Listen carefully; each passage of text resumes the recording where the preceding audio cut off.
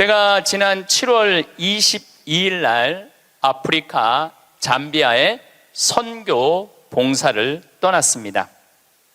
한국에서 인천공항에서 홍콩 들르고 홍콩에서 남아프리카 공화국 요한네스버그 공항에 가서 또 거기서 비행기를 갈아타고 잠비아까지 가는데 26시간이 걸렸어요. 26시간. 많은 분들은 이야 그러는데, 내가 만약에 1000년 전에 한국에서 잠비아를 갔다면은 1년이 걸려도 못 가요. 1년이 걸려도. 아마 제 생각에는 가다가 죽었을지도 몰라요. 가다가. 그런데 그런 아프리카 잠비아를 저는 벌써 8번을 갔다 왔어요. 그러니까 8번을 갔다 왔다는 얘기는 지난 1000년 전 사람들은 상상도 못할 만큼 빠르게 산다는 거죠. 교통적인 면에서. 그리고 보름 동안 잠비아 신학교 수녀원 짓는 거 일을 하고, 그 다음이 미국 강의가 있었어요. 또 다시 잠비아에서 비행기를 타고 요한네스버그 공항에 와서 15시간 비행기를 타고 뉴욕으로 갔어요. 또 뉴욕에서 최종 목적지 LA까지 6시간 비행기를 타고 갔어요. 그것 또한 26시간이 걸렸어요. 26시간이 걸렸는데 벌써 이제 지구를 한국에서 출발해갖고 거의 3분의 2바퀴를 도는 거잖아요. 그래서 미국에서 LA, 시카고, 텍사스, 덴버, 멤피스, 최종은 다시 동부 아틀란타에 가서 강의를 하고 다시 13시간을 타고 한국으로 돌아왔어요. 지구를 한 바퀴 딱 도는데 걸리는 시간은 3일이에요. 3일. 지구를 한 바퀴 도는데 걸린 시간이 3일이에요. 1000년 전에는 지구가 그렇게 동그란지도 몰랐어요. 1000년 전에는. 돈다는 건 상상도 못했고, 아마 배 타고 많이 돌았겠죠. 배 타고 돌았으면은 아마 거의 죽었을 거예요. 그런데 이렇게 제가 지구를 한 바퀴씩 매번 도는 게 벌써 한 5번 정도 이렇게 돌았어요. 그러니까 옛날 사람들에 비하면은 나는 엄청나게 빠른 속도로 살고 있는 거죠. 여러분들 서울에서부터 부산까지 KTX로 얼마가 걸려요? 2시간 반 걸려요. 앞으로 조금 무슨 기차가 나오면 30분 걸린대요. 30분. 부산에서부터 옛날에 한양까지 오는데 걸린 시간은 한 달이었다고 그래. 한 달. 야, 옛날에 한 달 걸리는 걸 2시간 반 만에 가는 거예요. 그런데 뭐가 그렇게 조급해갖고 1초도 못 기다리고 빵빵거리고 속력 내고 그런 거 보면은 현대인들이 엄청난 혜택을 누리고 있으면서도 많은 걸 뺏기는 것 같아요. 저는 요즘 운전을 할 때 거의 과속을 하지 않아요. 요즘은 내비게이션으로 여기 딱 찍으면은 평창에서부터 삼성산까지 2시간 반 정도 걸려요. 그러면 한 30분 전에 오면은 그냥, 또 요즘 차가 좋아갖고 크루즈라는 걸 걸어놓으면 앞차고 간격을 자기가 알아서 껴드는 차들은 다 껴줘요. 추월하겠다는 차는 다 추월하고. 근데 예전에는 나도 급하게 다닐 때는 운전이 스트레스가 많았어요. 근데 껴줄 거 다 껴주고 양보할 거 다 양보하고 그냥 앞차 따라오니까 운전이 그렇게 편안하더라고요. 여러분들도 너무 급하게 살지 마세요. 급하게 안 살아도 옛날 사람들보다는 제가 보기엔 1000배 빨리 살고 있는 거예요. 급할 게 하나도 없더라고요. 근데 교통보다 더 무서운 변화가 있어요. 교통보다 통신이에요. 통신. 1960년대는 여러분들 집에 무슨 전화기가 있었죠? 돌리는 다이얼 전화기가 있었죠? 네. 1970년대 후반 80년대 막 초에 들어서서는 뭐가 있냐면 누르는 전화기가 나왔어요. 그리고 80년대 중반에는 집안에서 무선 전화기가 있었어요. 그러니까 이 거실에 이 돌리는 전화기 있을 때는 바람을 피고 싶어도 필 수가 없었어요. 거실에서 통화를 해야 되니까. 근데 이거는 뭐 화장실에 가서 들고 가서 해도 되고, 그러니까 이 세상이 변하기 시작한 거죠. 1980년대 말은 드디어 우리가 알고 있는 휴대폰이 나왔어요. 휴대폰이 이제 집 밖에서도 전화를 할 수 있는 세상이 된 거죠. 그리고 우리나라에서는 각각 나라마다 다르는데 2009년에 본격적으로 스마트폰이 나왔어요.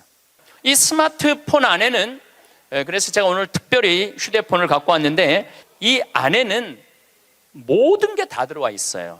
이걸로 내 차 시동도 걸을 수 있고, 이걸로 텔레비도 볼 수 있고, 동영상도 볼 수 있고, 음악도 들을 수 있고, 인터넷도 할 수 있고, 유튜브도 볼 수 있고. 이게 못하는 게 없어요. 정말 못하는 게, 요 조그만 거 안에 못하는 게 없어요. 1960년대 컴퓨터가 처음 나왔을 때 컴퓨터 미사일 궤적 계산하느냐고 컴퓨터를 썼어요. 그 컴퓨터 크기는 30톤이었어요. 30톤. 그러니까 이 앞에 앉아 계신 여러분들 그런데 그거보다도 이게 성능이 더 좋아요. 훨씬 더 좋은 세상에 살고 있어요. 할머니들이, 내가 명동에, 지난주에도 명동에 모임이 있어서 갔었는데, 이렇게 걷다 보면 할머니들이 날 만나면 너무너무 반가워해요. 아이고, 신부님 여기서 만나다니, 명동 길에서. 그럼 할머니 네 분이 이렇게 만나면은 사진 찍자고, 휴대폰이 있으니까 사진 찍자고. 근데 또 찍을 줄을 모르니까 그 중에 제일 젊어 보이는 할머니한테 네가 찍으라고, 네가 제일 젊으니까. 이건 젊을수록 유리하잖아요, 휴대폰은. 근데 이 할머니가 이런 말 합니다. 나도 잘 몰라. 그래도 네가 찍어, 신부님이랑. 이런 기회가 어딨어. 그래갖고 이제 할머니 세 분하고 나하고 이렇게 웃으면서 내가 이렇게 사진을 딱 찍으려고 웃으면은 할머니가 딱 사진을 찍으면서 하는 소리가 있어요. 신부님, 그런데 왜 내가 나와? 왜 내가 나와? 네가 나오는지 내가 나오는지도 몰라. 요즘 애들은 태어나면서부터 어떻게 태어나는 줄 아세요? 이러면서 태어나요. 이러면서, 태어나면서. 요즘 애들은. 그런데 1살, 2살도 그걸 보는데, 지금 60대 넘어서는 할머니들은 지금 세상이 어떻게 돌아가고 있는지 모르는 거예요. 1990년대는 세계 10대 기업 중에 일본이 8개를 차지했어요. 근데 2010년에는 세계 10대 기업 중에 일본은 하나도 없어요. 하나도. 지금은 구글, 애플, 페이스북, 아마존. 근데 여기 계신 분들 중에 구글이라는 거가 있는데 그게 뭐 다 알지를 못해. 근데 구글하고 페이스북, 아마존은 텔레비전에 선전을 안 해요. 그리고 구글은 물건을 팔지 않아요. 인터넷으로만 파는데 이 기업의 가치는 700조예요. 700조. 그래갖고 이 요즘 오로지 이 휴대폰 컴퓨터가 시장이 얼마냐면 4,300조예요. 4,300조. 상상도 못할 만큼 크죠. 제가 산호세에 있는 구글 본사에를 갔었어요. 정말로 기가 막히더라고요. 왜냐하면 모든 복도에 먹을 걸 다 놔둬요. 직원들을 위해서. 그리고 거기서 자기가 중간에 뭐 일하다가 수영하고 싶으면 요만한데 물 이렇게 내려와갖고 수영도 하고 모든 식당에 밥을 다 먹을 수 있어. 근데 걔네들은 물건을 팔지 않아요. 그런데도 어마어마한 돈을 벌어요. 그게 뭐 때문이냐면 컴퓨터, 휴대폰 때문에 그래요. 세상은 너무나 많이 변하고 있죠. 제가 논문을 쓸 때 타자기로 논문을 썼어요. 근데 딱 신부가 되니까 286 컴퓨터, 386 컴퓨터, 486 컴퓨터, 586 컴퓨터, 메가 컴퓨터, 기가 컴퓨터가 나왔어요. 그때는 막 이만한 건데 요즘은 요만한 컴퓨터로 나와요. 제가 왜 이런 말씀을 드리느냐 하면 50살 이상부터는 컴퓨터에 대해서 깜깜해요. 휴대폰에 대해서 깜깜해요. 세상은 컴퓨터, 휴대폰 세상으로 살아가고 있는데 여기 계신 분들은 깜깜이로 살아가는 거야. 깜깜이로 살아가는 거예요. 그런데 문제는 뭐 그런 거 있어도 무슨 문제야. 그냥 살면 되지. 그런데 깜깜한 상태로서 몇 년을 살아야 되느냐 하면은 50년을 더 살아야 돼요. 깜깜한 상태에서 50년을. 우리 생태마을에 오늘도 이제 피정객들이 들어와 계신데 저녁에 프로그램이 제 강의 말고도 7시부터 8시까지는 별 이야기를 해요. 우주에 관련된. 우리가 이제 생태마을이잖아요. 우주에 관련된. 근데 너무너무 좋아해 사람들이 그 이야기를. 그 하는 선생님이 그 공부를 많이 하셨어요. 그래갖고 캐나다에서 오신 분들이 그 별 얘기를 듣고 우리 캐나다 토론토에도 와서 강의해달라고 그럴 정도로. 그래서 그 선생님이 신부님 덕분에 내가 캐나다 가서 강의하게 생겼다고. 그리고 8시부터는 이번에 7월 1일 날 주교님께서 우리 생태마을에 많은 피정객들이 오니까 시카고 대학에서 상담 심리 박사학위를 딴 신부님을 보내주셨어요. 이 신부님은 8시부터 9시까지 무슨 프로그램을 하느냐면 별별 이야기를 해요. 별별 이야기를 다 해보자 이거야. 별별 이야기를. 그래서 이제 뭐 마음이 답답한 분들이 원두막에 모닥불 펴놓고 이야기를, 원래는 1시간 하는데 대개 2시간에서 2시간 반 한대요. 근데 할머니 한 분이 별별 이야기를 하는데 이 할머니 하는 말이 그 신부님한테, 신부님 나는 일생 남 피해 준 적도 없고 죄진 적도 없고 신앙생활 열심히 했다는 거예요. 난 정말 부끄럽지 않게 살았는데 며느리가 어느 날 갑자기 자기를 보더니 야인년아 그러더래요. 야인년아, 야인년아. 내가 무슨 죄를 졌다고 며느리한테 그 소리를 들어야 되느냐고. 나는 억울해 죽겠다고 1시간 반을 하소연을 하더래요. 내가 그 얘기를 듣고 우리 상담 소장 신부님한테 그랬어요. 그 할머니가 정말로 모르는 게 하나 있다. 그 할머니가 정말로 잘못한 거는 안 죽고 오래 사는 게 잘못한 거다. 그 할머니의 잘못은 안 죽은 거다. 안 죽은 거. 옛날에는 집안에 그 장수하는 어르신이 있으면 집안에 가문의 자랑이었어요. 근데 참 재미난 설문조사가 있었어요. 명문대학교야. 요 근처에 있는 명문대학교 학생들한테 물어봤어요. 10년 전에 부모님이 몇 살까지 살기를 원하느냐고. 근데 10년 전에 명문대학 학생들이 답을 했는데 65세. 부모님이 65세까지 살았으면 좋겠다는 거예요. 근데 또 5년 후에 또 조사를 해봤어. 똑같은 신입생들한테 부모님들이 몇 년 더 살았으면 좋겠느냐고. 그랬더니 5년 전에는 63세로 줄어들었어요. 부모님이 63세까지 살았으면 좋겠다는 거예요. 근데 얼마 전에 또 똑같은 설문조사를 신입생들한테 했더니 몇 살까지 살았으면 좋겠냐고 그랬더니 60살까지 살았으면 좋겠다는 거예요. 다시 말해서 여기 계신 여러분들은 다 죽어야 돼. 애들의 바람이라면은 다 죽어야 돼. 그런데 부모님 생각하고 자식 생각하고는 너무너무 다른 거예요. 부모님은 손자도 보고 싶고 증손자도 보고 싶고, 그런데 자식들은 다 키웠고 할 일 다 했으니까 죽어라 이거예요. 죽어라. 제가 왜 비행기 얘기도 하고 휴대폰 얘기도 했느냐 하면 세상은 너무나 많이 변하고 있어요. 그런데 누가 세상의 변화를 못 읽느냐 하면 여기 계신 50대, 60대, 70대 되신 분들이 세상이 어떻게 돌아가는지 모르고 있는 거예요. 그게 큰 문제라는 거예요. 그걸 세상이 돌아가는 걸 알면 대처를 할 텐데 세상 돌아가는 거에 대해서 알지를 못하니까 야인년아 이 소리를 듣는 거예요. 그러니까 여러분들 며느리한테 야인년아라는 소리 안 들으려면 어떻게 하면 좋아? 아니지, 죽으라는 얘기가 아니야. 죽으라는 얘기가 아니라 자식하고 같이 살 생각을 처음부터 하지 말아야죠. 왜 자식하고 같은 집에서 살아요? 그러니까 그런 마음으로 인생을 바라봐야 된다는 거예요.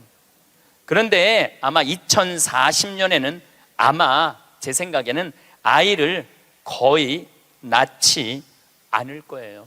2040년이 되면은 아이들을 안 낳아요. 왜 아이들을 안 낳느냐면 지금 대한민국의 애들 고통스러워요, 안 고통스러워요? 공부하느냐고 고통스럽죠? 경쟁하느냐고 고통스럽죠? 그러니까 애들을 세계에서 가장 애를 안 놓는 나라에 이유가 있는 거예요. 애들이 고통스러우니까 너무너무 고통을 겪으니까 또 지금 애를 안 낳는 30대, 40대들은 자기네들이 그렇게 고생을 했으니까 내 자식이 이 세상에 태어나갖고 그 경쟁 속에 애를 키우고 싶지 않은 거예요. 그래서 애를 안 낳는 거예요. 2030년, 40년. 그러니까 지금 여러분들은 자식이라도 낳고 자식한테 투자라도 하지만은 2030년, 40년 되면 아예 자식을 안 낳을 거라는 얘기예요. 지금 대한민국은 저출산 때문에 이 민족이요, 애를 안 낳으면 민족이 사라지게 돼 있어요. 그러니까 이 대한민국의 존재 자체가 걸려 있는 거예요. 이게 정말 보통 심각한 문제가 아니에요.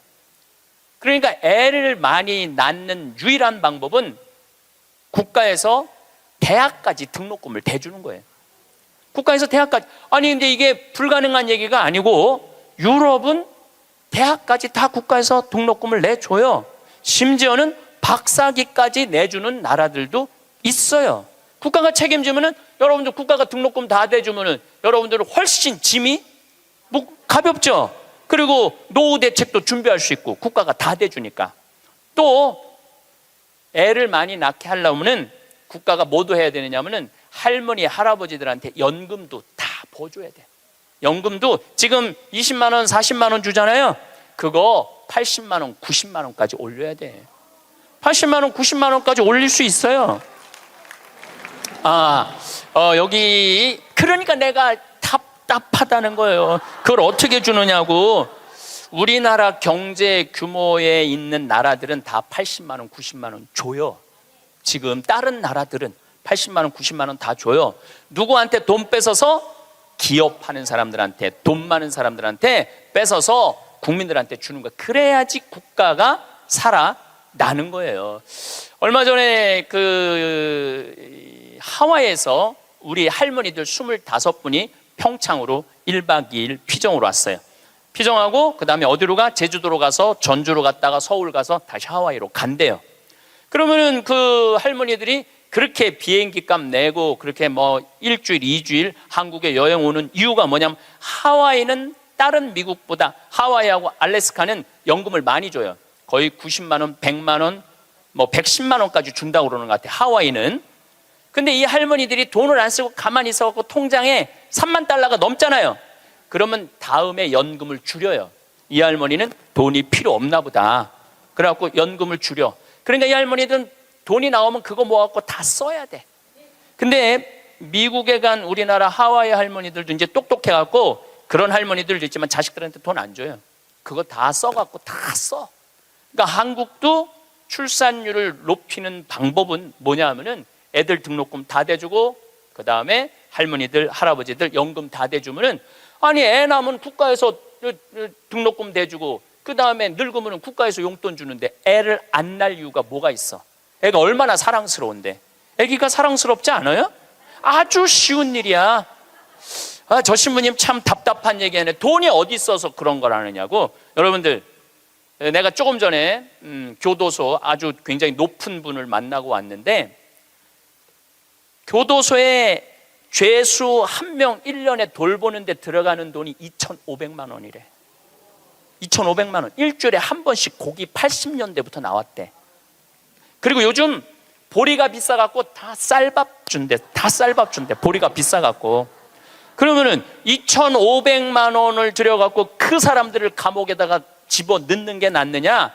그 사람들 한 달에 200만 원씩 줘가면서 이 세상에서 건강하게 사느냐? 그게 어디가 좋을 것 같아요? 뭐가 좋을 것 같아? 세상에 나와갖고 한 달에 200만 원씩 국가가 줘갖고 쓰는 게 나라 경제에도 도움이 되는 거예요. 우리가 이 자본주의 국가, 민주주의 국가에서 돈을 아낀다고 이게 국가가 돌아가는 게 아니에요. 옛날에 못 먹고 못 살 때는 아껴야지. 근데 지금 대한민국은 돈이 흘러 넘쳐요. 돈이 흘러 넘쳐요. 이거를 골고루 온 국민들한테 다 보내야 돼. 근데 첫 번째 보내는 건 교육비 전액 국가가 부담하는 거예요. 두 번째는 할머니 할아버지들 국가가 책임지는 거예요. 그러면은 나라는 잘 돌아가게 있어요. 죄도 없어지고 범죄도 없어지고. 학교는 그럼 어떻게 해야 되느냐? 학교 가서는 공부 가르치면 안 돼요. 경쟁을 가르치면 안 되고, 사랑하는 방법, 이웃을 배려하는 방법, 협동하는 방법, 재미있게 사는 방법, 노래하고 춤추고 놀이를 가르치면은 대한민국은 정말로 행복한 나라가 될 거예요.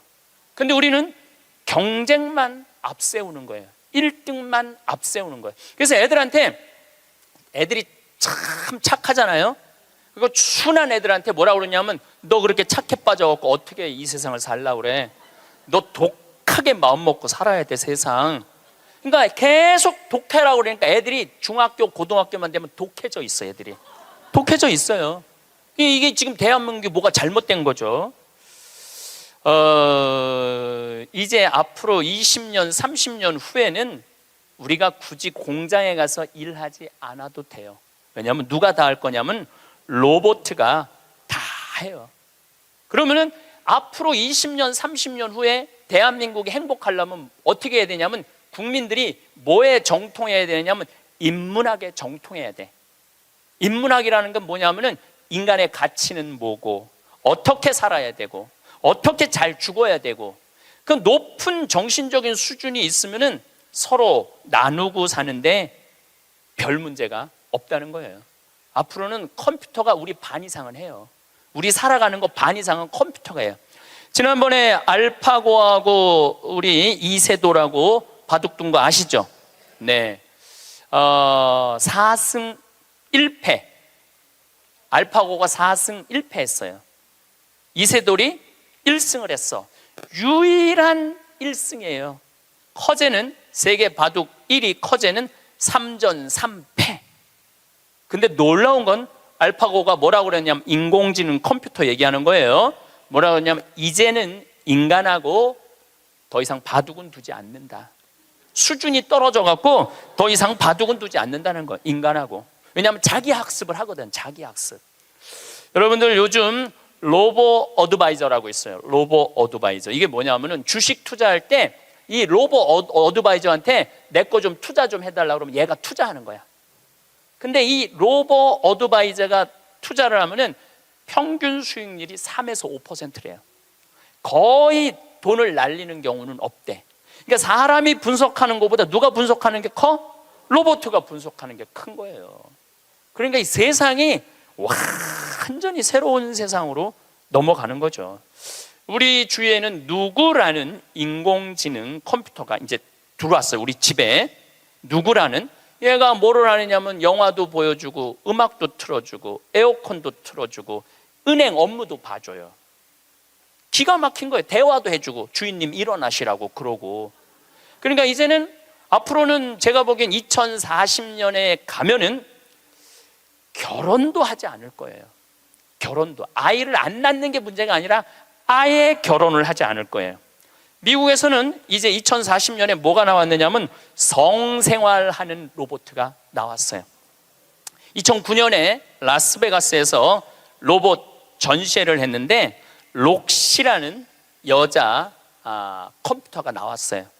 근데 키가 1m 70, 몸무게가 54kg. 그리고 이 고무 합성 재질로 해갖고 만지면은 여자 피부 만지는 기분이 들어요. 근데 문제는 얘는 오르가즘도 느끼는 거예요. 그러니까 굳이 이제 결혼 안 해도 돼. 아니 왜 굳이 머리 복잡한 여자하고 살아? 아니 같이 잠자리도 해주는 로봇 록시가 나왔는데, 근데 이게 가격이 얼마냐면 1,000만 원이야. 1,000만 원. 근데 앞으로 싸기도 싸죠. 싸요. 그런데 지금 2009년에 이 전시회가 시작이 됐는데 제가 보기엔 2030년, 40년 되면은 거의 아내 역할까지 해주는 로봇가 나올 거예요. 그리고 성격도 고를 수 있대. 까칠한 여자를 고르고 싶으면 까칠한 여자를 고르고, 부드러운 여자를 고르면 부드러운 여자를 고르고. 근데 일본에서 2015년에 무슨 로봇가 나왔느냐면 아즈마 히카리라는 로봇가 나왔어요. 아즈마는 일본어로 나를 맞아주는 아내라는 로봇이야.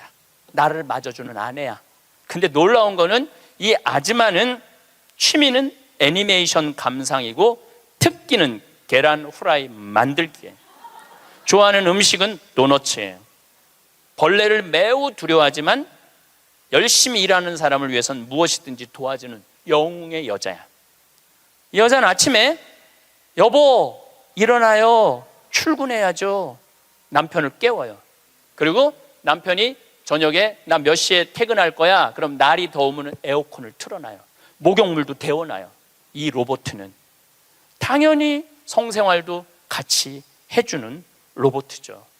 세상이요, 여러분들이 근데 문제는 이 꼴 저 꼴 안 보고 죽으면 되는데 그 모든 꼴을 다 봐야 돼. 근데 그게 어떤 건지도 모르고 우리는 살아가는 경우가 너무 많아요. 이 록시를 만든 개발자의 최종 목표는 섹스를 넘어서서 실질적인 동반자의 여자를 만드는 게 최종 목표예요. 그러니까 단순히 상담도 고민도 위로도 해주는 거죠. 2040년이 되면은 어떤 로봇가 나오느냐면은 감정을 벌써 이제 감정을 느끼기 시작한다고 그래요. 감정을 느끼는 로봇가 나온대요. 그럼 감정을 느끼면은 뭐 이것도 연구하고 저것도 세상 책도 읽어보고 뭐 모든 요즘 빅데이터라는 게 있어요. 모든 정보를 모으는 거야. 근데 모든 정보를 모아봤더니 하느님이 있는 것 같아, 로봇가 생각해 보기엔.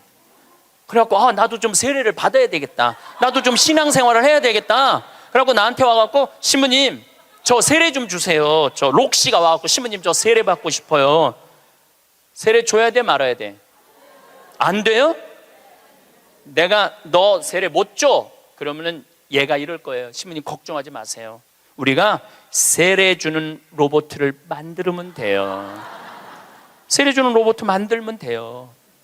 이게 굉장히 복잡한 이야기인데 이게 진화의 한 과정이에요.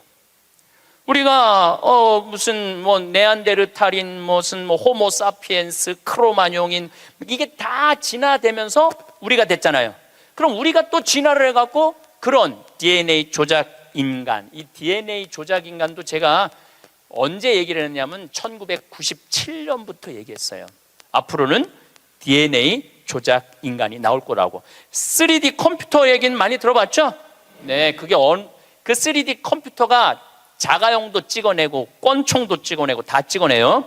근데 뭘 찍어냈느냐면 콩팥을 찍어냈어. 콩팥을 찍어내갖고 콩팥 상한 10대 소년한테 그 콩팥을 집어넣어줬어요. 완전히 바꿔준 거죠, 콩팥을 3D 컴퓨터로. 근데 걔는 지금 거의 20살이 됐는데 레슬링 선수가 돼 있어요. 그 옛날에 장기 바꾼다 막 그랬잖아요.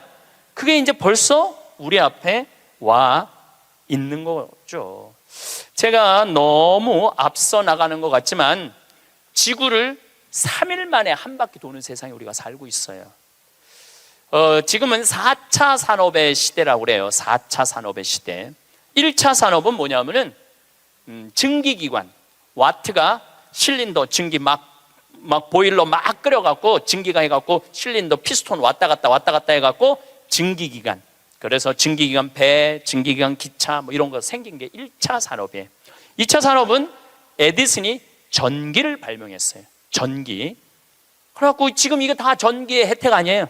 지금 우리가 전기 없으면은 한순간도 못 살 거예요. 여러분들 냉장고, 밥하는 거, 뭐든지 세탁기 다 뭘로 돌려? 전기로 돌려요. 그런데 1980년대부터 본격적으로 이제는 누구의 시대가 왔느냐면 컴퓨터 시대가 왔어요. 거기에 혁신적인 사람이 벌써 죽었지만 스티브 잡스라는 사람이에요. 이제는 컴퓨터가 이제 끝나갖고 인공지능이 와갖고 이제는 4차 4차 산업의 시대로 접어들고 있어요. 4차 산업. 4차 산업의 시대는 우리 인간하고 DNA 조작 인간하고 그 다음에 인공지능 인간하고 공유하는 세상이 온다는 거예요. 공유하는 세상이, 완전히 새로운 세상이 펼쳐지죠. 그 며칠 전에 우리 동창 신부 25주년이라 미사 같이 봉헌을 했어요. 내가 너무너무 사랑하는 동창 신부라 분당에 가갖고, 근데 또 뭐 같은 신부님이 와갖고 얘기를 하는데, 자기가 오스트리아 대사가 자기를 초청해갖고 오스트리아를 갔는데 아주 시골을 갔대요. 근데 할머니 여섯이서 커피를 이렇게 찻집에서 놓고 토론을 하는데 너무너무 진지하게 토론을 하더래. 근데 뭐 말을 못 알아들으니까 그 대사한테 물어봤대요. 저 지금 무슨 토론하는 거냐고. 할머니 한 분은 철학가의 얘기를 하고, 한 할머니는 음악에 대해서 얘기하고, 한 할머니는 미술에 대해서 얘기하고, 한 할머니는 지금 이 세상에 돌아가는 정치 얘기를 토론을 몇 시간씩 하고 앉아 있다는 거예요. 근데 그거는 저는 뭐 유럽을 다닐 때도 그렇고 미국을 다닐 때도 그렇게 할머니 할아버지들이 토론하는 모습을 많이 봐요. 또 자식 손자들한테도 그 깊은 얘기를 해줘요. 근데 대한민국의 할머니들을 이렇게 가만히 생각해 보면은 그렇게 토론을 할 수 있는 할머니들이 얼마나 있을까? 이거 물어보고 싶어요. 이제 그냥 밥 먹고 살고 밥 먹고 사는 세상은 지났어요. 이제 여러분들은 텔레비에서 말하는 인문학은 그 젊은 사람들 게 아니고 배운 사람들 게 아니야. 바로 여기 계신 여러분들 거예요. 그래서 인문학 강의, 근데 사실 여기 오신 분들은 아무 문제가 없어. 강의 들으러 여기 왔잖아요. 이 긴 시간 뭔가 듣는 여러분들은 정신이 깨져. 정신이 깨요. 근데 듣지도 않고 변화에 대해서 들여다보지 않는 분들은 참 답답한 거예요. 그 시대는 변하는데 나만 안 변해. 그 시대는 변하는데 나만 안 변하는 사람들을 내가 이번에 미국 가서 보고 왔어요. 미국에 가보니까 70년대 이민 간 분들은 70년대 한국만 생각해. 80년대 이민 간 분들은 80년대 한국만 생각해. IMF 때 쫄딱 망했을 때 이민 간 분들은 그때만 생각을 해. IMF 우리가 탈출한 지가 얼만데. 그러니까 70년대 이민 간 분들 얘기를 들어보면 폰이 미국으로 수출했거든요. 그러면 미국의 길에 서 있는 건 다 폰이라는 거예요. 그거 무슨 깡통 찌그러뜨려갖고 폰이를 만들어갖고 수출을 했다고 그래요. 그러니까 자기는 한국차 안 산다는 거예요. 근데 폰이 만든 지가 언젠데 아직 폰이 얘기를 해. 한국에 폰이도 없는데. 그리고 내가 우리나라 차들을 타보면은요, 벤츠, BMW 부럽지 않아요. 정말로 차 잘 만들어요. 그런데 70년대 생각만 하는 거예요. 들여다볼 기회가 없으니까. 한국에 30년 동안 안 와봤으니까 그때 얘기만 하는 거예요. 또 이번에 시카고 강의를 갔는데 시카고는 눈이 많이 온대요. 근데 이 시카고는 눈이 오면은 눈 떨어지기 전에 제설차가 기다리고 있다가 눈이 떨어지면 다 친대. 내가 강원도 산다니까 강원도는 제설차가 2대밖에 없지만은 우리는 눈 떨어지기 전에 다 친다는 거예요. 그분은 80년대 이민 간 분이에요. 제가 강원도 평창에서 살잖아요. 평창도 요즘 눈 떨어지기 전에 제설차 기다리고 있다가 떨어지기 전에 다 쳐요. 염화칼슘 뿌리고. 제가 12월 달에 매일 강의 나오잖아요. 거기 눈 많이 와요. 그러면은 새벽에 보면 다 눈 치는 소리가 들려요.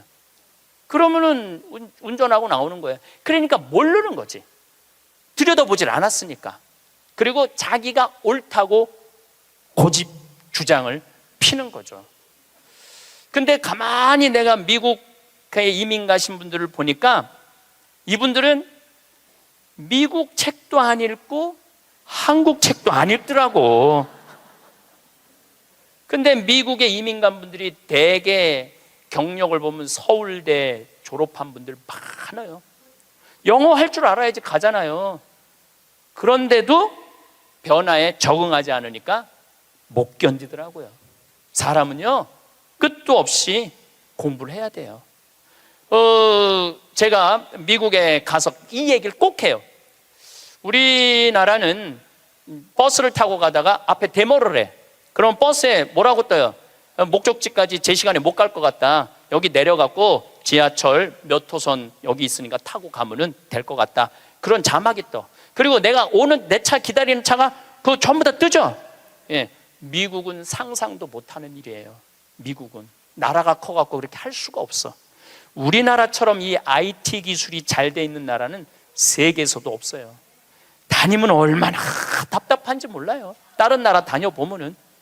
저는 지금 총 60개 나라를 다녔고 미국을 벌써 뭐 10번도 더 왔다 갔다 하고 전 세계를 돌아다녀 보잖아요. 전 세계를 돌아다녀 보면 한국처럼 시스템이 잘 돼 있는 데가 없어요. 한국처럼. 요즘 이제 동계올림픽 한다고 영동고속도로 고속도로를 다시 깔았거든요. 제가 오늘도 이렇게 나오면서 이거는 고속도로가 아니야. 비단길이야. 얼마나 곱게 깔아놨는지 비단길이에요. 이런 도로를 가진 나라가 그렇게 많지 않아요. 미국도 도로 기가 막히게 잘 깔아요. 걔네들은 정말 상상도 못할 만큼 잘 깔아요. 미국 사람들. 그래도 이 영동고속도로만큼 비단길은 없더라고요. 우리나라가 돈도 많고 참 좋은 나라예요. 한 세대 만에 원조 받는 나라에서 원조 해주는 나라로 바뀌었어요. 이거는 전 세계에서 대한민국밖에 없어요. 지금 코트라 활동 대단해요. 또 제가 뭐 영남대학 무슨 많은 대학을 이렇게 다녀보면은 서울대학도 마찬가지고 무슨 각 대학마다 제3국에 있는 나라 학생들을 데려다가 공부를 시켜요. 그리고 석박사 과정. 그리고 공부만 시키는 게 아니야. 활동비, 생활비, 뭐 전세비 다 줘요. 그래갖고 여기서 공부하고 거기 가면은 집도 한 채 한대요. 그러니까 우리나라가 그렇게 지금 많이 도와주고 있는 나라예요. 원조 받는 나라에서 원조 해주는 나라로 바뀐 대단한 나라예요. 그리고 개발도상국 동남아시아 국가에서 가장 닮고 싶은 나라 1위는 어디냐면 대한민국이에요. 대한민국을 가장 닮고 싶어요. 그러니까 한국어를 그렇게 많이 배우는 거예요. 여기저기서 한국어를 많이 배우는 거예요. 아시아 국가 중에 민주주의도 1위예요. 미국이 민주주의 지수가 19위, 일본이 20위, 우리나라가 21위예요. 나는 내가 보기엔 미국보다 대한민국이 더 민주주의가 좋은 것 같아. 왜냐하면 경찰서에서 술 먹고 난동 부리고 의자 내던지는 나라는 대한민국밖에 없어요. 공무원들도 마찬가지예요. 뭐 공무원들 부패 지수가 높다 그러지만은 그 높은 사람들이고 요즘 젊은 공무원들 그 어려운 시험 봐서 통과한 공무원들은요. 오늘도 우리 이 직원이 무슨 우리 이제 생태마을 물건 허가 때문에 읍에 들어갔다 왔는데 그렇게 친절하게 설명을 해주고 도와주더라는 거예요. 근데 미국이나 뭐 유럽이나 가보면요 공무원들이요 얼마나 고압적인데요. 기다리라고 그러면 일주일도 기다려야 되고 2주일도 기다려야 돼. 참 좋은 나라에서 살고 있는 거예요, 여러분들. 세계에서 최단 기간 IMF를 극복한 나라는 우리나라밖에 없어. 3년 8개월 만에. 이것도 금 모은 나라. 대단하지 않아요? 한글의 기적, 문맹률이 1.7%밖에 안 돼요. 98%가 글을 읽을 수 있는 나라예요. 정말로 내가 보는 대한민국은 위대하고 대단한 나라야. 그래서 대한민국을 뭐라고 부르느냐면 대단해서 대한민국이라고 그러는 거. 대단해서 대한민국이라고. 더 놀라운 건 1970년대에서부터 2010년까지 필리핀은 국민소득이 10배 증가했어요. 필리핀이 1970년서부터 2010년까지 40년 만에. 그러니까 1970년대는 필리핀이 우리보다 잘 살았다는 얘기죠. 근데 1970년세부터 2010년까지 필리핀은 10배 늘었는데 대한민국은 몇 배가 국민소득이 늘었느냐면 82배가 늘었어요. 82배. 상상을 초월할 만큼 우리가 돈도 많이 버는 나라예요.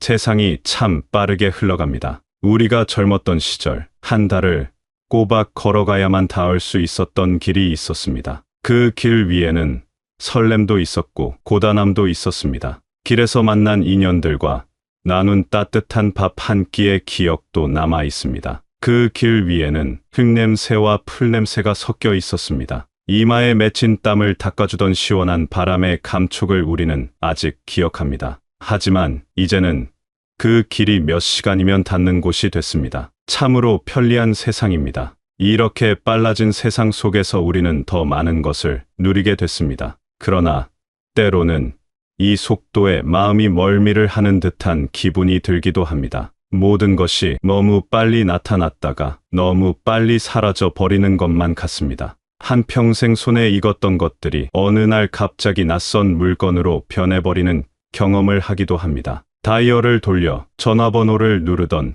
그 손맛을 기억하십니까? 한자 한자 힘주어 눌러 돌리던 그 기다림의 시간이 있었습니다. 수화기 너머로 들려오는 목소리가 얼마나 반가웠는지 모릅니다. 이제는 손바닥만 한 작은 기계 하나가 온 세상을 담고 있습니다. 그 속에는 자식들의 얼굴도 있고 손주들의 재롱도 있고 세상 모든 소식이 다 들어 있습니다. 보고 싶으면 언제든 얼굴을 볼 수 있고 궁금하면 즉시 답을 찾을 수 있습니다. 참으로 신기하고 놀라운 세상입니다. 하지만 이 작은 기계를 들여다보고 있으면 문득 이런 생각이 듭니다. 모든 것을 즉시 알 수 있게 되면서 우리는 무엇을 잃어버렸을까? 무엇이든 바로 연결될 수 있는 세상에서 우리는 혹시 더 외로워진 것은 아닐까? 가족이 한자리에 모여도 저마다 작은 화면 속에 빠져 있는 모습을 보면 가까이 있지만 멀리 있는 듯한 묘한 기분이 들기도 합니다. 소중히 간직하던 앨범 속 흑백 사진 한 장이 주던 애틋함과 수만 장의 사진이 손쉽게 저장되는 지금의 느낌은 분명 다릅니다. 기다림이 주었던 설렘과 편지가 전해주던 묵직한 마음의 무게를 이제는 느끼기 어려워졌습니다. 새로운 세상은 우리에게 새로운 언어를 배우라고 말하는 것 같습니다. 마치 낯선 나라에 도착한 여행자처럼 모든 것이 새롭고 어렵게 느껴질 때가 있습니다. 젊은이들은 너무나도 당연하게 사용하는 말들이 우리에게는 외계어처럼 들리기도 합니다. 기계에게 말을 걸어 날씨를 묻고 불을 끄게 하는 모습을 보면 신기하면서도 한편으로는 아득한 거리감을 느끼게 됩니다. 이러한 변화 앞에서 때로는 주눅이 들고 내가 세상의 흐름에서 뒤처진 것은 아닌가 하는 생각에 서운한 마음이 들기도 합니다. 자식들에게 무언가 물어보려 해도 바쁜 자식들의 시간을 빼앗는 것 같아 입이 떨어지지 않을 때도 있습니다. 자식의 삶에 도움이 되고 싶지만 이제는 우리가 아는 세상의 지혜가 통하지 않는 것 같아 망설여질 때도 있습니다. 그저 모르는 채로 불편한 채로 지내는 것이 속 편하다고 스스로를 다독이기도 합니다. 하지만 우리가 살아온 세월 속에는 이보다 더한 변화의 파도들이 있었습니다. 잿더미 속에서 싹을 틔우고 맨손으로 기적을 일구어낸 시간들이 있었습니다. 우리는 그 모든 시간을 온몸으로 겪어내며 오늘에 이르렀습니다. 그러니 이 작은 기계 앞에서, 이 새로운 세상의 언어 앞에서 너무 작아질 필요는 없습니다. 오히려 이것은 우리에게 새로운 놀이가 될 수도 있습니다. 하나씩 천천히 배워보는 겁니다. 틀려도 괜찮습니다. 서툴러도 괜찮습니다. 어제는 못했던 것을 오늘 해냈을 때의 작은 기쁨을 느껴보는 겁니다. 손주의 사진을 내 손으로 찾아보고 멀리 사는 친구에게 서툰 글씨로 안부를 보냈을 때 우리는 세상과 다시 연결되는 느낌을 받게 될 것입니다. 변화하는 것은 비단 기술만이 아닙니다. 사람 사이의 관계, 특히 가족의 모습도 많이 달라졌습니다. 예전에는 자식이 부모를 모시는 것이 당연한 효도였습니다. 한 지붕 아래 여러 세대가 부대끼며 사는 것이 자연스러운 삶의 풍경이었습니다. 그 안에는 갈등도 있었지만 서로의 온기를 나누는 따뜻함이 있었습니다. 이제는 자식들도 우리 자신도 독립적인 삶을 더 중요하게 생각하는 시대가 됐습니다. 자식에게 짐이 되고 싶지 않은 부모의 마음과 부모의 삶을 존중하면서도 자신의 삶을 꾸려가야 하는 자식의 마음이 있습니다. 그래서 때로는 서로에게 거리를 두는 것이 새로운 형태의 사랑이 되기도 합니다. 사랑을 표현하는 언어마저 달라진 것 같습니다. 묵묵히 차려주던 밥상에 담긴 사랑을 이제는 다정한 문자 한 통이 대신하는 시대가 된 것입니다. 이러한 변화 앞에서 서운한 마음이 드는 것은 당연합니다. 평생을 자식만을 바라보고 살아왔는데 그 마음을 몰라주는 것 같아 속상할 때도 있을 겁니다. 하지만 조금만 떨어져서 바라보면 이것은 누가 옳고 그름의 문제가 아닙니다. 그저 세상이 변하고 삶의 방식이 달라진 것뿐입니다. 이제 우리는 자식에게 기대는 삶이 아니라 우리 자신의 삶을 온전히 살아내는 것에 대해 생각해야 합니다. 함께 모여 사는 것만이 가족의 모습은 아닙니다. 각자의 자리에서 서로의 삶을 응원하고 가끔 만나 따뜻한 밥 한 끼를 나누는 것 또한 소중한 가족의 모습입니다. 중요한 것은 마음의 거리입니다. 몸은 떨어져 있어도 마음만은 늘 함께하고 있다는 믿음을 가지는 것입니다. 우리의 삶을 더욱 풍요롭게 만드는 것은 어쩌면 우리 자신에게 집중하는 시간일지도 모릅니다. 평생을 가족과 사회를 위해 달려오느라 돌보지 못했던 내 마음을 들여다보는 시간입니다. 내가 진짜 좋아했던 것은 무엇이었는지, 무엇을 할 때 가슴이 뛰었는지를 다시 한번 생각해보는 것입니다. 세상은 이제 사람이 하던 많은 일들을 기계가 대신하는 시대로 나아가고 있습니다. 사람처럼 생각하고 배우는 기계들이 등장하고 있습니다. 어떤 이들은 이러한 변화가 우리의 일자리를 빼앗고 인간을 쓸모없게 만들 것이라고 걱정합니다. 하지만 반대로 생각해보면 어떨까요? 기계가 힘든 일, 반복되는 일을 대신해준다면 인간은 비로소 가장 인간다운 일을 할 수 있는 시간을 얻게 되는 것 아닐까요? 기계는 수만 가지 요리법을 외울 수 있습니다. 하지만 먹는 사람의 건강을 생각하고 그 사람의 지친 마음을 위로하려는 사랑이라는 양념을 더하는 것은 오직 사람만이 할 수 있는 일입니다. 우리의 지혜란 바로 그런 것입니다. 경험으로 얻은 지식에 세월이 가르쳐준 따뜻한 마음을 더하는 능력입니다. 그것이야말로 우리에게 남겨진 가장 중요한 역할일 것입니다. 더 깊이 사랑하고 더 넓게 이해하며 삶의 작은 순간들 속에서 아름다움을 발견하는 것,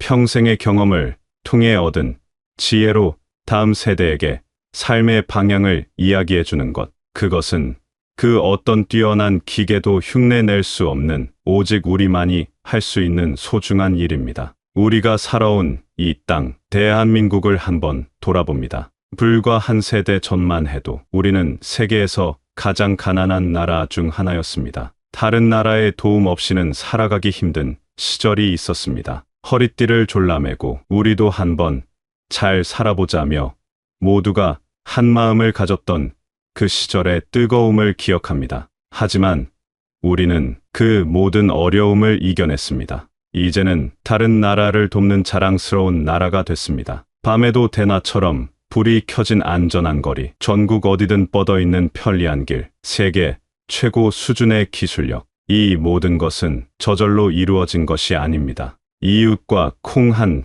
쪽도 나누어 먹으며 서로를 일으켜 세워주던 그 끈끈한 정이 지금의 대한민국을 만든 바탕입니다. 우리의 아버지, 어머니 세대가 흘린 피와 땀, 그리고 우리 세대가 바친 청춘이 만들어낸 위대한 결과물입니다. 우리는 이 자랑스러운 역사의 한가운데를 살아온 증인들입니다. 때로는 세상이 나를 알아주지 않는 것 같고 나의 존재가 희미해지는 것 같아도 우리는 스스로에 대한 자부심을 잃지 말아야 합니다. 우리는 이 위대한 변화를 이끌어낸 주역이며 우리의 삶 자체가 바로 대한민국의 역사이기 때문입니다. 글을 읽고 쓸 줄 아는 능력이 당연하지 않았던 시절을 지나 이제는 온 국민이 높은 수준의 교육을 받는 나라가 되었습니다. 이것 또한 우리가 함께 만들어온 놀라운 성과입니다. 물론 빛이 있으면 그림자도 있는 법입니다. 아이들의 웃음소리가 점점 줄어드는 현실은 우리 모두의 마음에 무거운 돌을 올려놓습니다. 이 땅에 우리 민족의 미래가 계속 이어질 수 있을까 하는 걱정이 드는 것도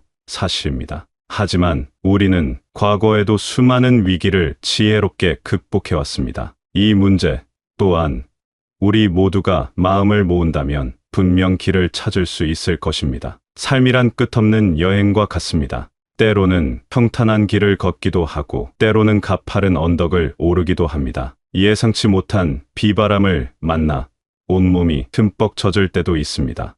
빠르게 변하는 세상의 속도에 숨이 찰 때도 있고 낯선 풍경 앞에서 길을 잃은 듯 막막할 때도 있습니다. 내 젊음은 어디로 갔을까? 나는 과연 잘 살아온 것일까 하는 생각에 밤잠을 설치기도 합니다. 하지만 괜찮습니다. 그 모든 순간들이 모여 지금의 당신을 만들었습니다. 우리는 마치 오랜 세월 비바람을 견뎌낸 늙은 나무와 같습니다. 깊고 단단하게 내린 뿌리는 우리가 살아온 시간과 경험입니다. 세상의 바람이 아무리 거세게 불어와도 이 깊은 뿌리가 우리를 굳건히 지탱해 줄 것입니다. 세월의 풍파를 견디며 생긴 얼굴의 주름은 당신이 얼마나 성실하게 살아왔는지를 보여주는 훈장입니다. 무뎌진 손마디는 한평생 가족을 위해 헌신한 사랑의 증거입니다. 세상은 앞으로도 계속 변할 것입니다. 우리가 상상하지도 못했던 모습으로 달라질지도 모릅니다. 하지만 그 변화의 물결 앞에서 두려워하거나